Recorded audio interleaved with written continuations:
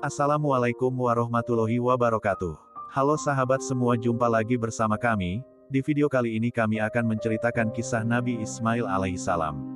Siti Sarah adalah istri pertama dari Nabi Ibrahim alaihissalam, tetapi pernikahan mereka berdua belum dikaruniai buah hati.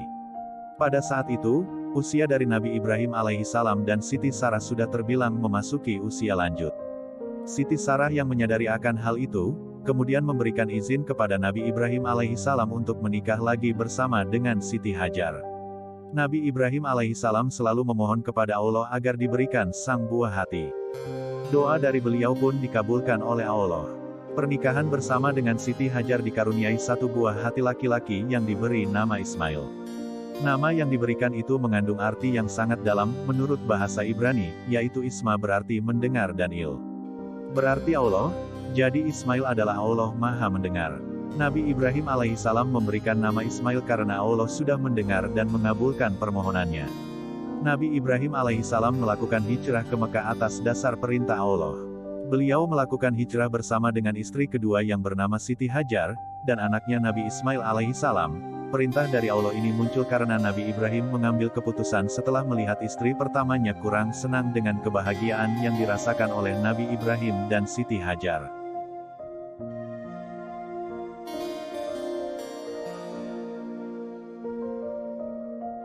Hijrah ke Mekah ini dilakukan dengan menaiki unta, dan setelah sampai di Mekah mereka mulai mencari tempat untuk berteduh. Ditemukanlah sebuah pohon yang bisa digunakan untuk tempat berteduh. Pohon itu adalah pohon dauhah, dan mereka pun segera turun dari unta. Nabi Ibrahim alaihissalam mulai meninggalkan istri beserta anaknya di bawah pohon dauhah. Sebenarnya Nabi Ibrahim alaihissalam tidak tega untuk meninggalkan istri dan anaknya di tempat yang sangat sunyi dan sepi itu, tetapi semua ini karena perintah Allah, sehingga Nabi Ibrahim tidak ingin melanggarnya. Sebelum pergi meninggalkan istri dan anaknya, Nabi Ibrahim berpesan kepada istrinya, tetap bertakwalah kepada Allah yang telah menentukan kehendak-kehendaknya. Percayalah kepada kekuasaan dan rahmat-Nya. Dialah yang memberikan perintah kepadaku untuk membawamu ke sini. Dialah yang akan memberikan perlindungan di tempat yang sunyi ini. Seandainya bukan karena perintah dan wahyu dari Allah, aku sama tidak tega untuk meninggalkan kamu bersama anakku yang aku cintai. Percayalah wahai Hajar bahwa Allah tidak akan menelantarkan kalian berdua tanpa perlindungannya. Rahmat dan berkahnya akan selalu turun untuk selamanya, insya Allah. Siti Hajar hanya membawa bekal air minum seadanya dan beberapa biji buah kurma. Hati Siti Hajar merasa tenang setelah mendengarkan pesan dari Nabi Ibrahim alaihissalam. Di tempat sunyi itu, Siti Hajar mulai berdoa kepada Allah, agar selalu diberikan perlindungan agar mampu bertahan di tempat yang gersang dan tandus itu.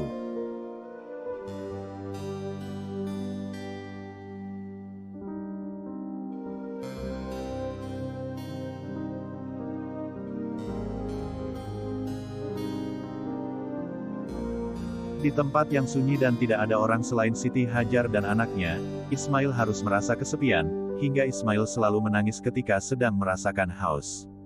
Dengan penuh kasih sayang, Siti Hajar menyusui putranya ketika sedang haus. Namun, setelah satu hari berada di tempat sunyi itu, Siti Hajar mulai merasakan kesedihan karena melihat ketersediaan buah kurma dan perbekalan air sudah mulai habis.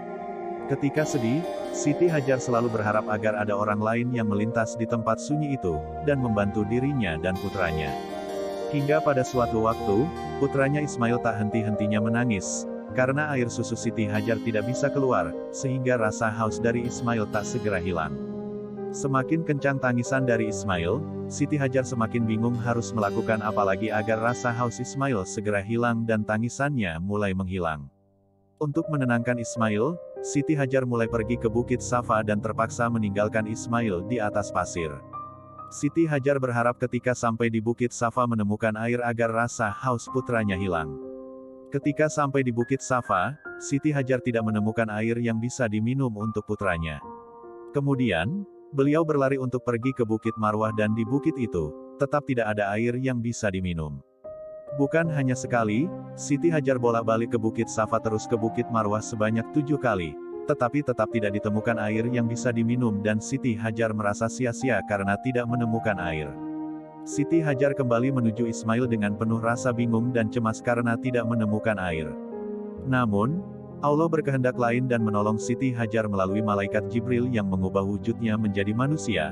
Kemudian malaikat Jibril menghentakkan kaki dengan mengucapkan, "Zam zam zam zam," hingga keluarlah air yang cukup banyak dan menyebar dan membentuk seperti telaga kecil.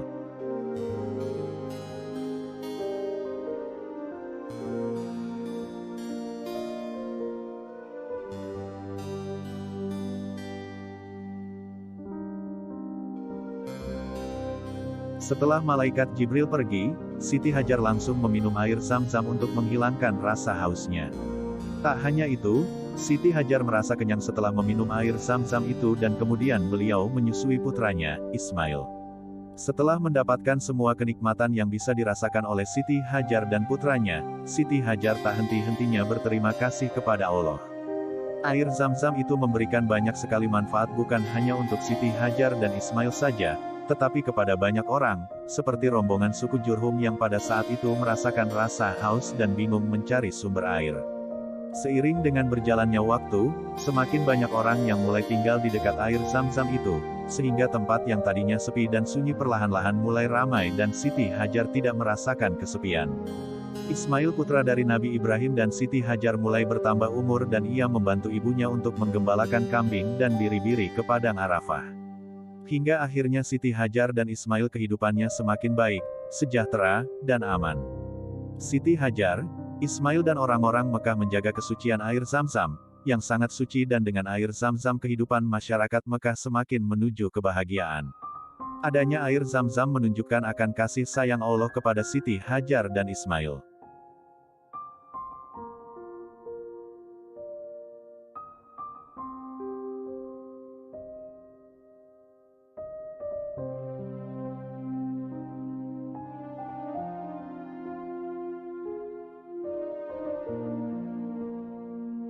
Pada suatu waktu, Nabi Ibrahim sangat ingin bertemu Siti Hajar dan Ismail, dan beliau meminta izin kepada Siti Sarah untuk pergi menemui Siti Hajar dan Ismail. Setelah mendapatkan izin dari Siti Sarah, Nabi Ibrahim mulai beranjak pergi ke tempat di mana beliau meninggalkan istri dan anaknya di tempat yang sunyi dan sepi.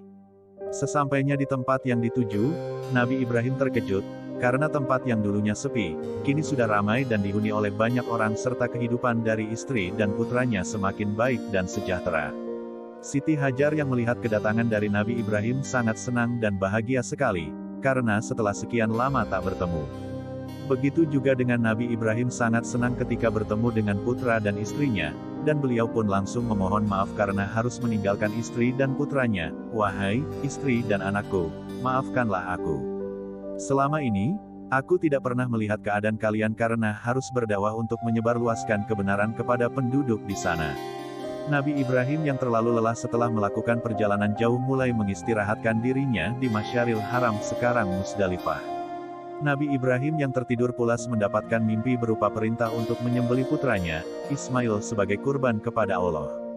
Setelah mendapatkan mimpi itu, Nabi Ibrahim segera terbangun dari tidurnya dan berpikir sangat lama sambil berusaha mengartikan maksud dari mimpi menyembelih putranya. Hingga sampai pagi hari, Nabi Ibrahim tidak bisa memejamkan matanya dan terus berusaha untuk mengartikan mimpinya itu. Kemudian beliau ingin sekali bercerita kepada istrinya dan putranya, tetapi takut menambah rasa cemas dan khawatir kepada istrinya dan putranya. Setelah selesai melakukan aktivitas di pagi hari dan malam pun tiba, Nabi Ibrahim segera tidur untuk mengistirahatkan tubuhnya. Saat tidur itu, Nabi Ibrahim mulai bermimpi mendapatkan perintah untuk menyembelih putranya. "Wahai Ibrahim, sembelihlah Ismail untuk berkurban kepada Allah Subhanahu wa Ta'ala." Sembelihlah Ismail sebagai kurban untuk Allah Subhanahu wa Ta'ala. Perintah untuk menyembelih itu membuat Nabi Ibrahim sangat bingung hingga keringat membasahi keningnya. Hati Nabi Ibrahim alaihissalam pun mulai merasa resah dan gelisah, sehingga beliau mengambil air wudhu dan salat.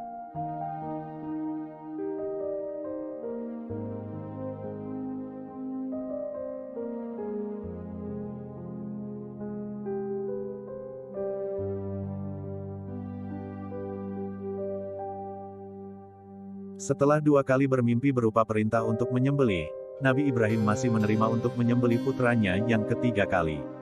Pada mimpi ketiga itu, Nabi Ibrahim mulai yakin bahwa perintah untuk menyembelih itu merupakan perintah dari Allah.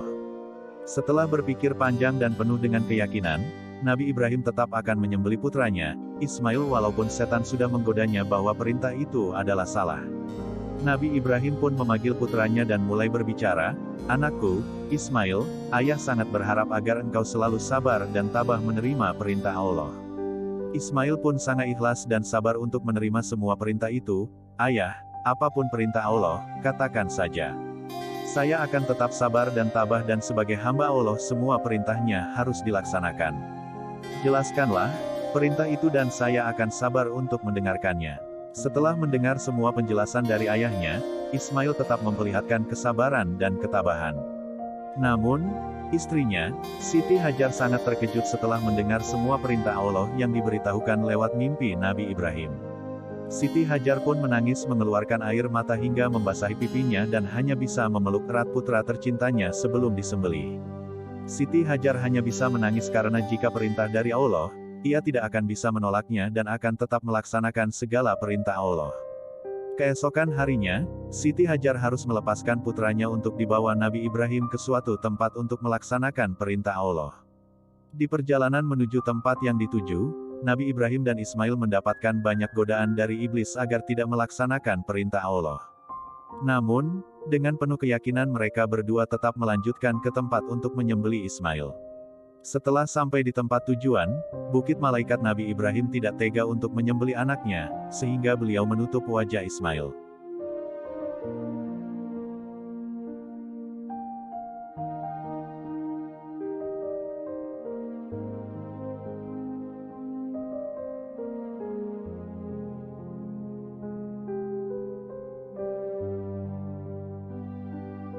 Ketika Nabi Ibrahim ingin melaksanakan perintah Allah, kemudian datanglah malaikat Jibril yang diutus oleh Allah untuk mencegah agar proses penyembelihan itu tidak terjadi.